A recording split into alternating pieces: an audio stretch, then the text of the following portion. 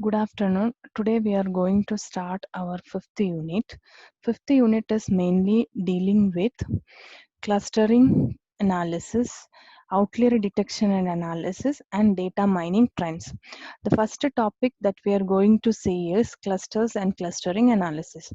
As you know, clustering is an unsupervised learning technique where we don't have a particular training sets, we don't have a predefined class labels, where the classification is happening by observation.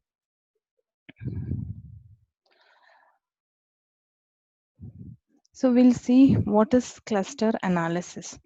So as you know, cluster is a collection of data objects, right?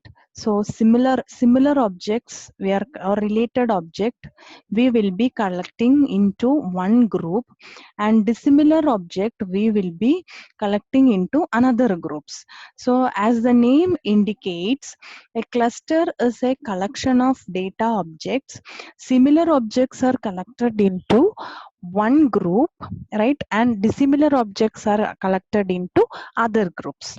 So that is a cluster. Now what is a cluster analysis or clustering, or it is also known as data segmentation?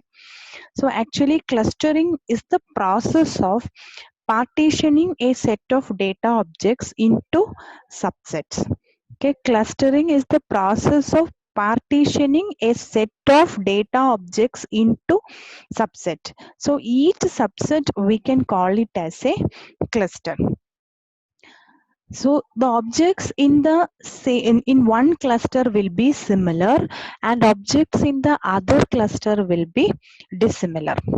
Okay, so as we told, clustering is an unsupervised learning, that is no predefined classes.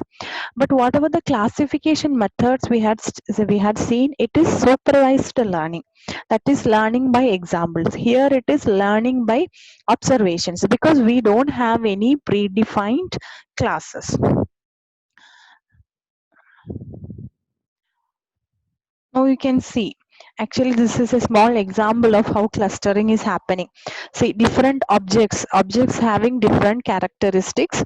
Some are pyramid shapes, some are cubes, and some are um, spherical shapes, etc., and they are differing in colors also. So we can group the objects into different categories or different clusters. We can group that into different clusters, and the objects in the similar cluster will have the same characteristics. So I can call this as a cluster, this as a cluster, this as a cluster, etc.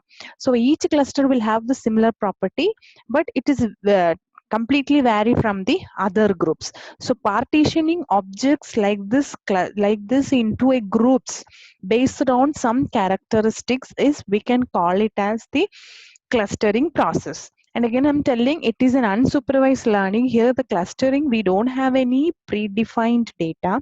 Whatever the available data, we are doing it by the observations, and we are predicting the unknown labels. Now where and all we are having the applications, clustering or applications, clustering is having a various applications we can use in business intelligence, security, biology areas, web search, image and pattern recognition, economic science, marketing, information retrieval, etc., are the application areas of clustering. Now, what is a good clustering? How you can say that if I'm grouping an objects like this, whether it is a good clustering or not. So clustering quality can be measured in two measures are there. One is high intra-class and low inter-class. Right? High intra-class means that is within the clusters, the similarity between the object will be high. So we can tell that cohesive within the clusters. Low interclass means distinctive between the clusters. If I am taking two separate clusters, the similarity between those two clusters must be minimum, but within the cluster the similarity must be maximum. So in such a way, if I can make a cluster, we can tell clustering process, if I can do in such a way, we can call it as a good clustering technique or good clustering method. The quality of a clustering method depends on the similarity measure used by the method, the implementation, and the ability to discover some hidden patterns. Right, so it is depends on which method we are using, which technique we are using, how much we can find out the hidden patterns, etc.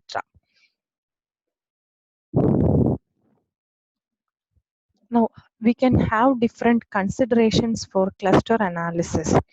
So we can do cluster analysis in different ways. So the first one is partitioning criteria. So in some clustering methods, all the objects are partitioned so that no hierarchy exists among the clusters. That is, all the clusters are the same level conceptually. Such a method is useful for partitioning customers into groups so that each group has its own manager, etc. So that is one kind of clustering analysis. Partitioning criteria. So we can partition based on some kind of conceptual concepts or something like that, and we can make the groups.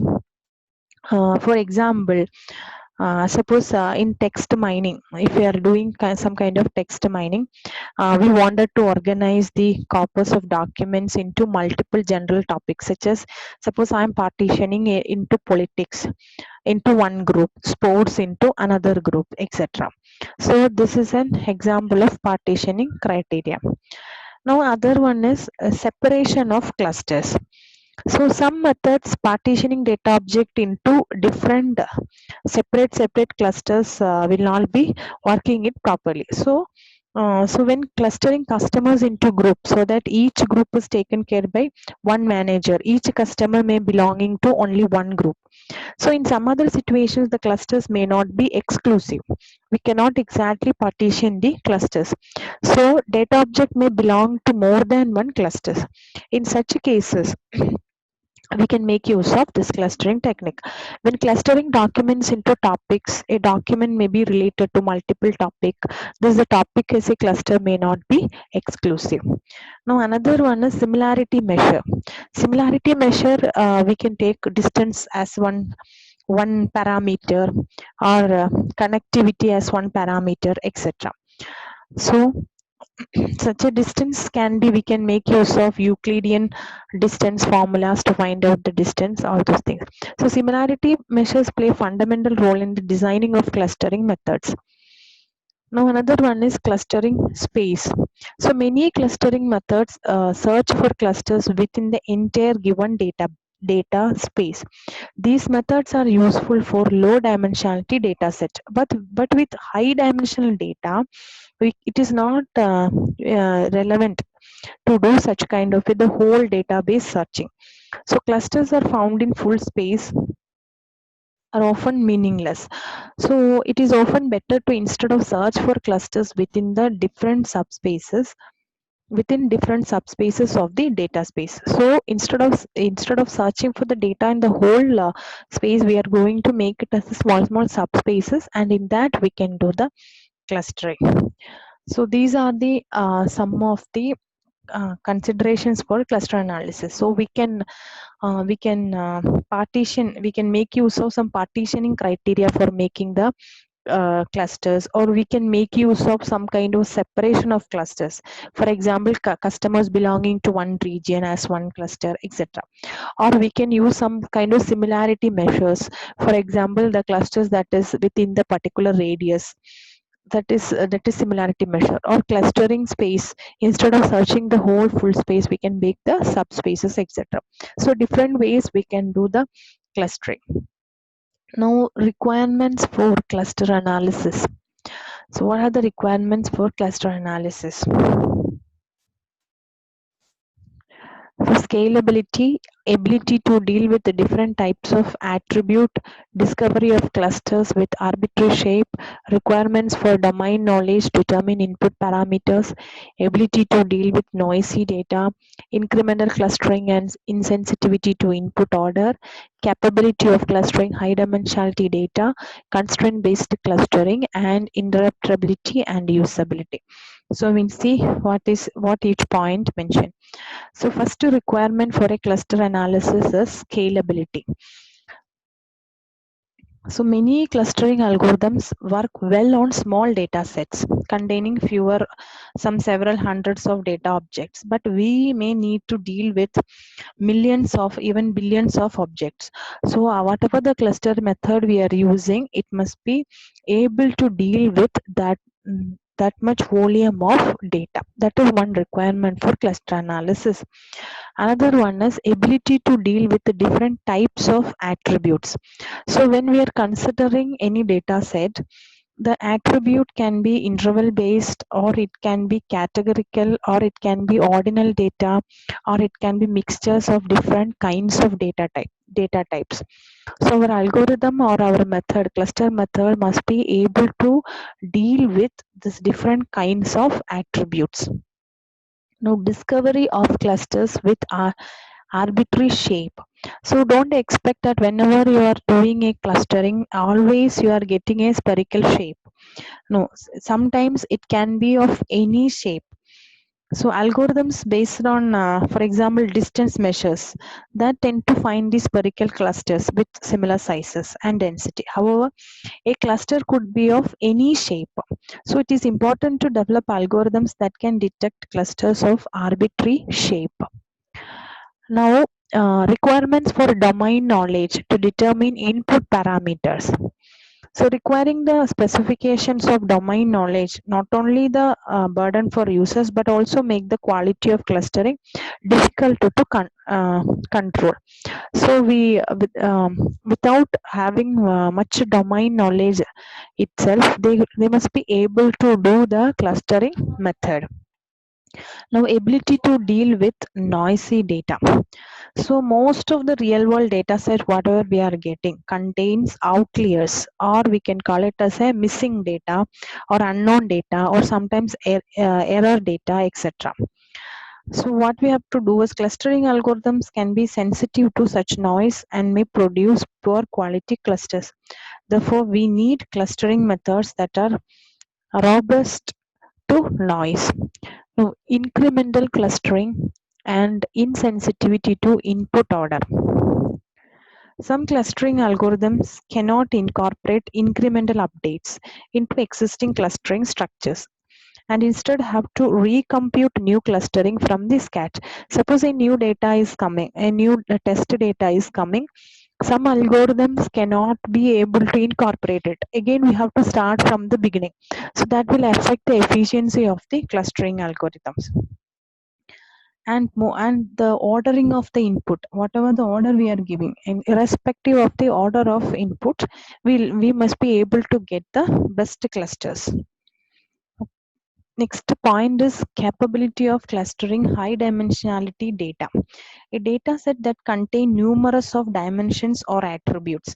So how many number of dimensions or how many number of attributes are is there also, our clustering method must be able to deal with it and need to provide the correct separation of clusters. Now, constraint based clustering. So real world applications may need to perform clustering under various kinds of constraints. Suppose that your job is to choose the locations for a given number of new ATM in a city. To decide upon this, you may cluster a household while considering constraints such as cities, rivers, highway networks, and types, and number of customers per cluster, etc. So a challenging task is to find data groups with good clustering behavior that satisfy specified constraints. Now the last point is interpretability and usability. Users want clustering results to be interpretable, comprehensible, and usable. They want the output of their work into a understandable manner. So your algorithm must be able to, or your method must be able to provide the result to the customer in an appealing way. So these are the requirements for cluster analysis. Now we can classify the clustering approaches into four types. There are mainly four types of clustering approaches: partitioning approach, hierarchical approach, density based approach, and grid based approach. So we'll see one by one. What is partitioning approach? So as the name indicates, in partitioning approach, suppose it is given a set of n objects. So in partitioning method, we will construct k partitions of the data, where each partition represents a cluster and k must be less than or equal to n. That is, we are dividing the data into k groups such that each group must contain at least one object. That is partitioning method. So how we can do the partitioning? Based on any characteristics or any attributes, we can divide, right? So we can divide and we can make the clusters. So if n objects are there, means maximum we can have n number of clusters. Or suppose k, I'm making k clusters, and each the elements in each cluster will be similar with some criteria, and it will be dissimilar with from the other classes or other clusters. So the most famous partitioning approaches are k-means, k-medoids, Clarence, etc. Anyway, this k-means, k-medoids and all we will see in detail in the further lectures. Now second approach is hierarchical approach. In a hierarchical method, we'll create a hierarchical decomposition of a given set of data object. A hierarchical method can be classified as being either it can be a bottom-up approach or it can be a top-down approach. So we can make the hierarchy of clusters either in a bottom-up approach or in a top-down approach. So typical methods are Diana, Agnes, Birch, Camleon, etc. Now density-based methods.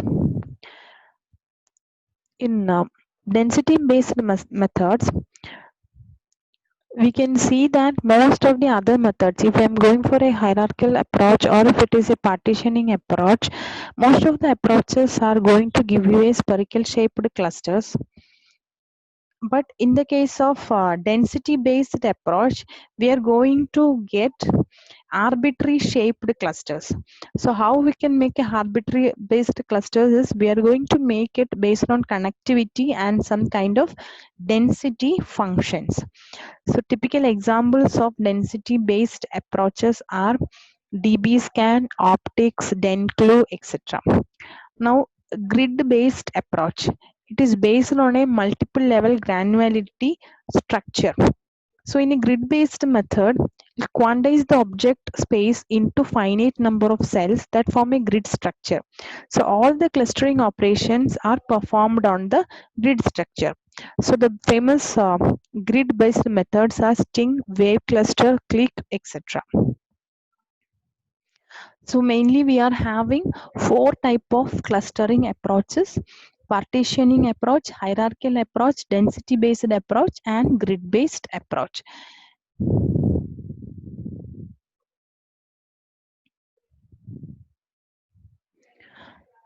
So each method we will see more detailedly in the coming lectures. Thank you.